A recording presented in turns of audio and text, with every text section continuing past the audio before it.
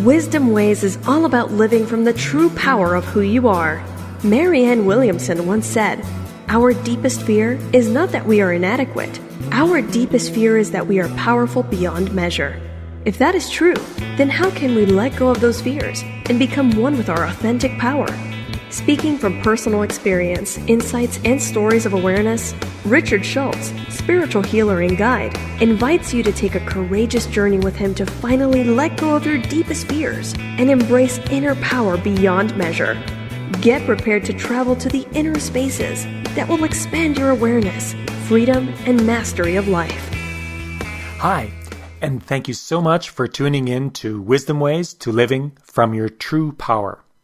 I'm your host, Richard Schultz, and this is the 6th show towards claiming your authentic power. In this podcast series, we've been talking about authentic personal power. We started by covering some of the fundamentals like the what, where, why, and how of claiming true power. I've talked about 7 steps towards claiming your power, how to align your mind, and how to reprogram your powerful subconscious mind with powerful beliefs to support you rather than sabotage your success. In the last podcast, we talked about emotions and how they are at the center of our power, and that the only negative emotions are actually unexpressed emotions. I've also told listeners that the direction that these podcasts are going are towards integrating wholeness. In other terms, wholeness is about loving and embracing all that we are, both what we consider light and what we consider dark. To love and embrace our dark side is a radical concept for most. Religious and spiritual teachers will tell us that this is dangerous and wrong. How can you love that? They would tell us to resist and attack these dark qualities as enemies and evil. My whole being knows that that approach will only create a perpetual enemy existing until the end of time. As long as we treat others as the enemy, that enemy will resist us. Jesus taught, love your enemies. The only true way to peace is using the power of love. Love is the power that will set the world free. Our program today is about the power of love. I could have named this whole podcast series, The Power of Love. Love is at the core of authentic power. Whenever we are not standing in love, we are not coming from the truth of who we are, and we are therefore not truly powerful. We are not just placed on this earth to be more loving. We are placed here to be love in the world and know that we are love. When we are in the wholeness of our being, we are love, and we are the embodiment of authentic power. Let me tell you about a story that I experienced in India in 1997. In the first podcast, I've already talked a little bit about the start of that story, about leaving IBM and going on a journey to discover who I was. And then meeting this woman, Susan, who taught me about forgiveness, which I mentioned in the last podcast. With Susan, as I traveled in India and Nepal for a month, I experienced many miracles. There was a synchronicity and flow, and I was opened up to a whole new world. This confronted my belief systems immensely. It was like something was wrong, and it took me to a place of shattering my old beliefs so much that I went into a night of terror. Some things happened, and I turned my attention on this new world that Susan was showing me, and it frightened me to almost to death. I went into this extreme night of terror. I didn't know what to do. I ended up crying myself to sleep, if I even got any sleep that night. I didn't know what to do. The only thing that I could actually do was go into surrender. I didn't know where to turn. I surrendered and started praying to God. And I prayed without condition. I let go. I talked about that in another podcast, this idea of surrender without any condition. The next morning I woke and I walked along the Ganges River, still unable to face Susan, because for me she was the enemy. She was the devil incarnate in my mind, my crazy mind. I was insane. And then walking along the Ganges River, somehow something happened. I was transported to a whole nother space and time. It was like I was not in my body and I was home. I was covered by unconditional love. It was if I was looking for God, God was there with me. I was home. I was at the source. I was where I was from. I was back home. That was the feeling. I called this home. I don't know how long I was there. It seemed like forever, and it was probably only a few seconds. When I came back, tears were streaming down my face, and I was in love. In that moment, being home, I knew the truth of who I was and who we all were. We were love. We were all innocent. There was nothing we have done, could do, that would take us out of being able to receive this unconditional love from God. We were innocence itself. I knew that. And this gave me my purpose and mission in life, and it changed everything about me. I went back to Susan with tears in my eyes and met her. And that's another story in terms of what that interaction was. But I was in gratitude for where she had taken me, or where this experience had taken me. I had found the answers that I had been seeking when I left IBM. I found my purpose, and I found the truth of what I was looking for, at least up until that point. We all have lifetimes to return home. We all return home. We all make it. I was shown that. I knew that. We can live in pain and suffering, or we can make a choice. We can return to love. We can return to the essence of who we are. It's not an easy road, but it's a lot easier than staying with the pain and suffering, isn't it? Love is the answer. We are all innocent. All of us. And that is the truth. However, our mind and our ego will tell us otherwise. Okay, you're probably thinking, but we have wars, murder, rape, betrayal, abuse, abandonment, suffering, and the list goes on and on. No one is innocent. What about Hitler? If there is love here in this world, it's pretty shallow at best. That's what I believed before I had that experience. That there was evil in the world. And even I had this evil parts of me. Based on what we see in this reality, it would be easier to justify that our true nature is far from love, and instead based on fear, separation, and suffering. By looking at the evidence of the world, it is difficult not to agree with that assessment. The problem is, I know personally otherwise now. The human within us may be fear-based and even act out evil deeds, but the human is not our true nature. We are spirit residing in this physical form, and our spirit is based on love, joy, success, beauty, truth, creation, and endless other loving vibrations. Spirit is where our authentic power resides. We are spirit.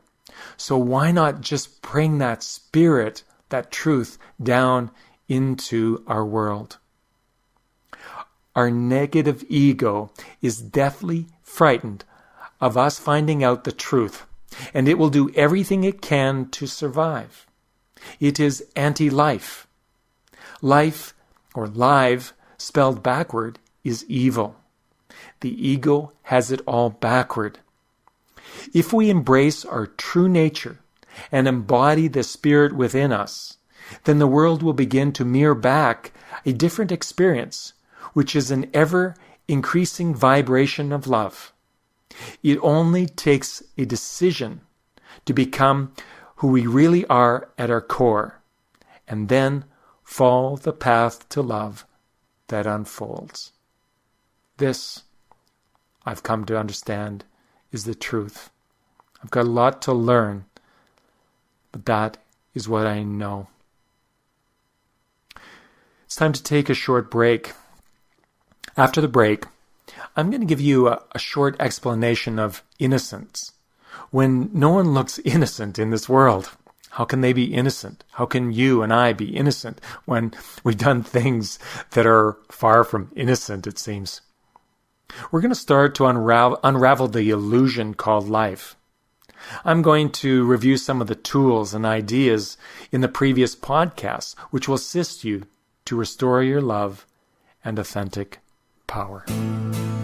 You're busy. Your life is hectic. But if you take just a few minutes every day for yourself, you can improve your relationships, health, success, and self-esteem. All you need to do is join Richard Schultz for his online course, The Refreshing Beliefs Method. You'll learn how to release fears and how to use your whole mind to achieve your goals toward a better life.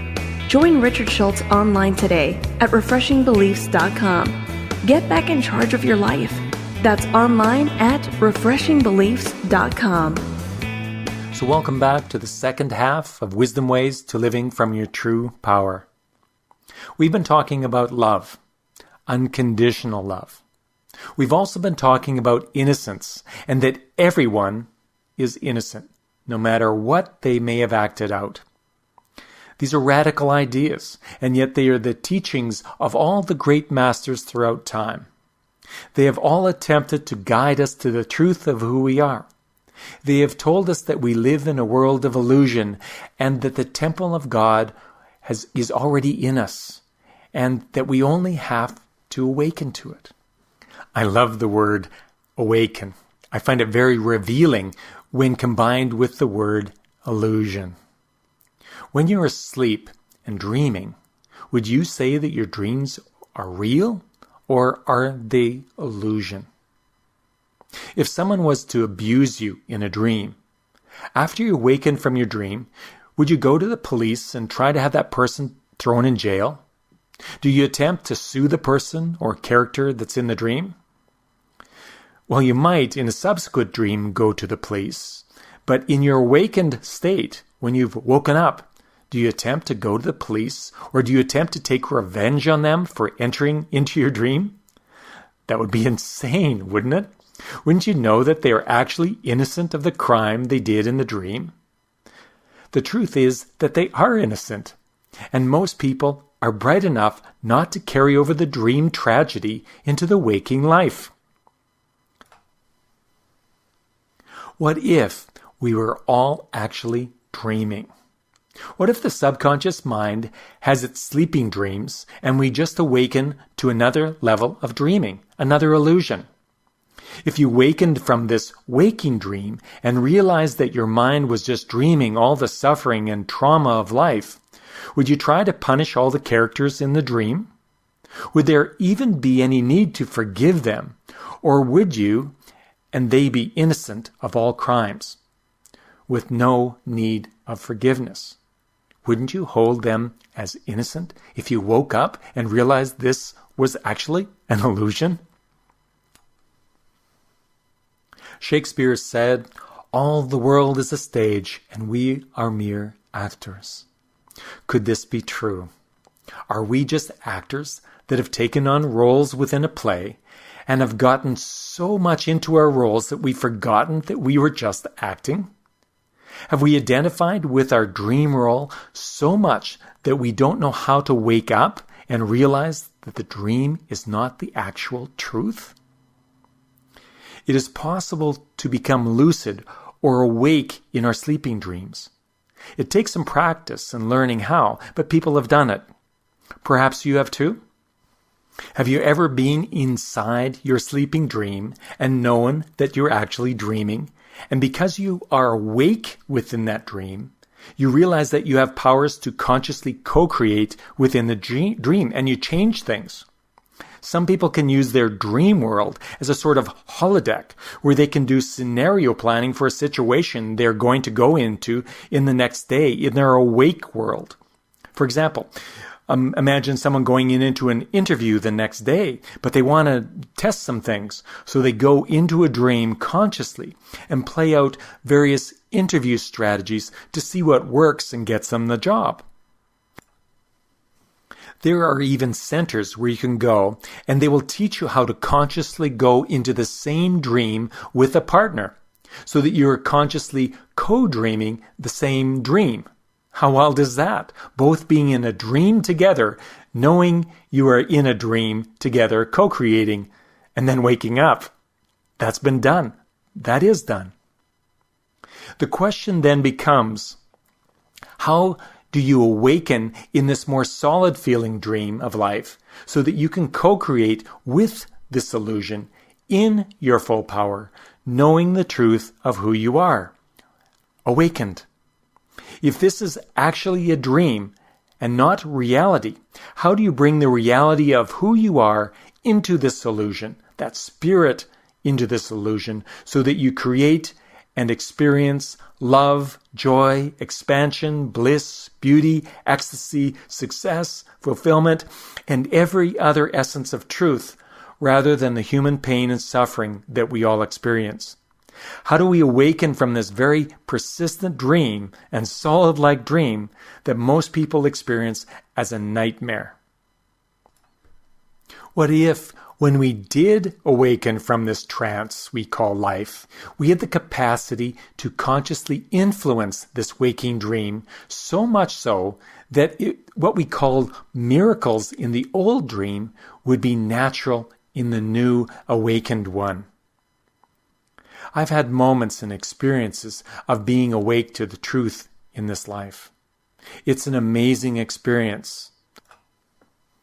Some would call the experiences I've had as miraculous.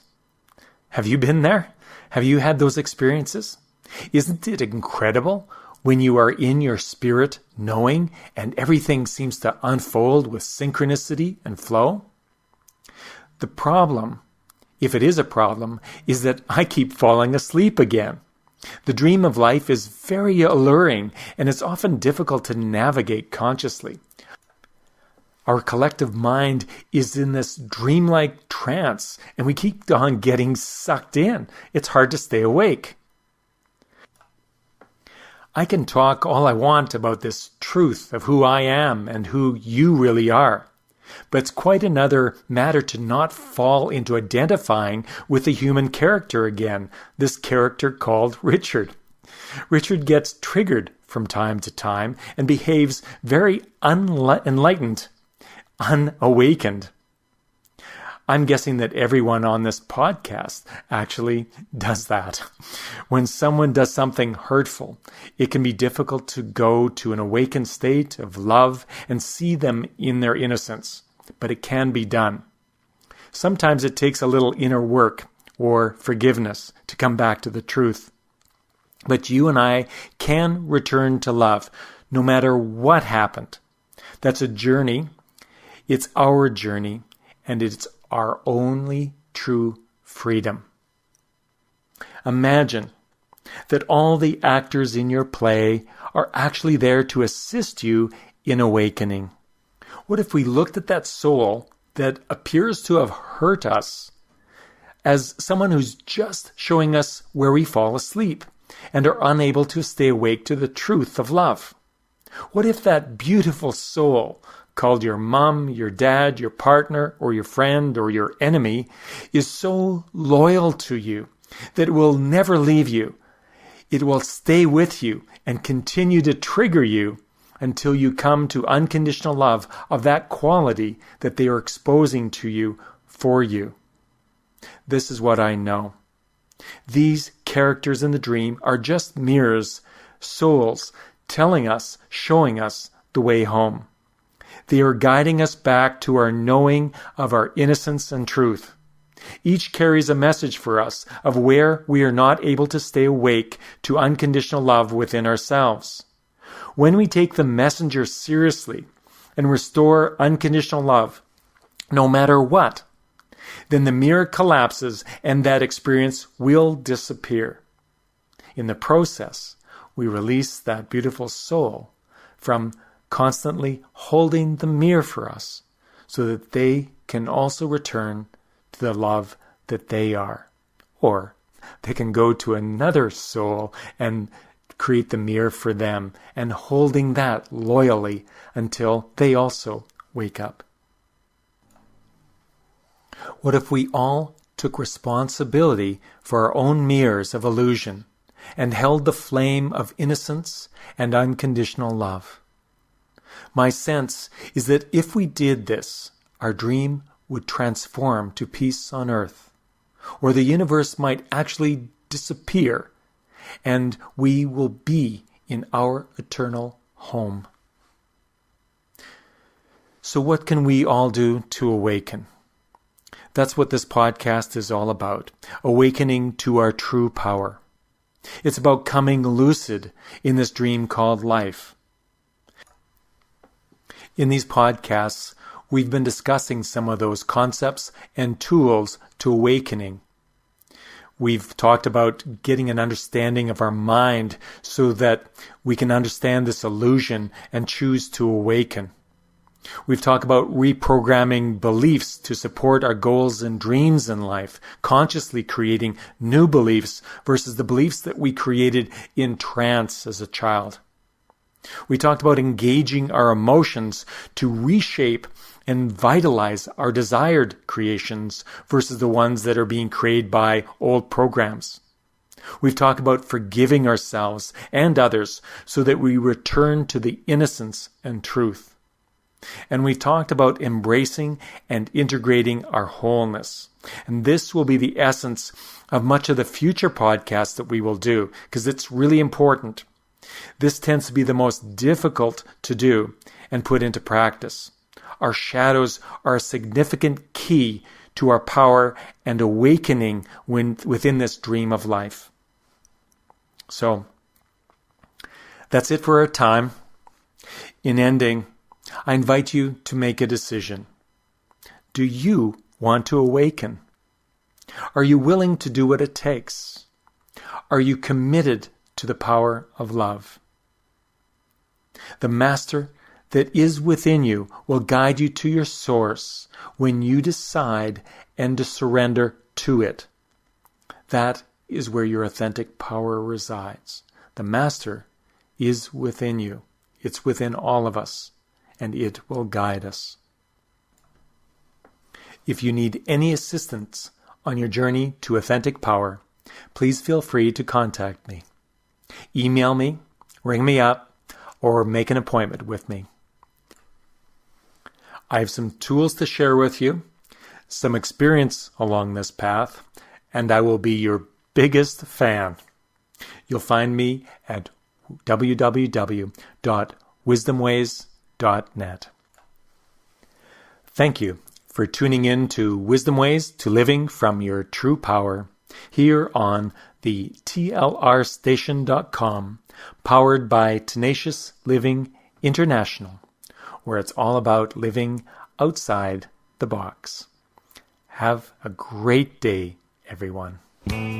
Are you ready to claim your authentic power? Visit www.wisdomways.net/power to gain instant access to Richard's free video course on being powerful. And if Richard said something today that truly impacted you and you'd like to talk with him further about it, please connect with him directly at 403-247-8042. Thanks for listening to Wisdom Ways. Have a great day. Talk with you next week.